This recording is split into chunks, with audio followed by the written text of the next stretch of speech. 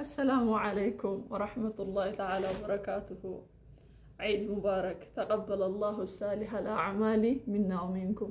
ويا راه الراوني أن إسنين جتشو برباده نمني مرتنو بقى ولينجي بقى سنين جاي ولينجلقوا يا عيدا كان إسين نمني مسلمة تاتني إسلام مرة دلتان وبليين كينا سلمتي بقى إسان جراني تأكن دقان يرون هدو إسانتي ألفاتا jireenya ijoollee sallamtee yookiin obboleeyyan keenya sallamtee isaan dhandhaman nama itti dhihaate arga. Ani namoota hedduu shahaadaallee qabsiiseera, namoota hedduu shahaadaa qabsiisee waliinillee jireenya kiyya oofadheera. Yaadas wal jijjiireera miidiyaa fi dacha irrattillee. Wallaahi irra caalaa yeroon isaan irratti irra jajjabaa yeroo ayyaanni dhufuudha.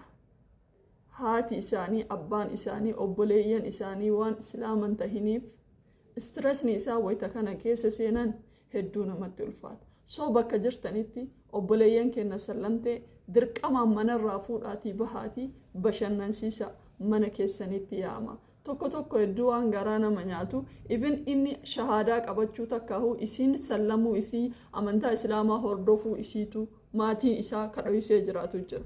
Warroonni kun wallaahi hadhaan isaan dabarsan hedduu garaa nama nyaata.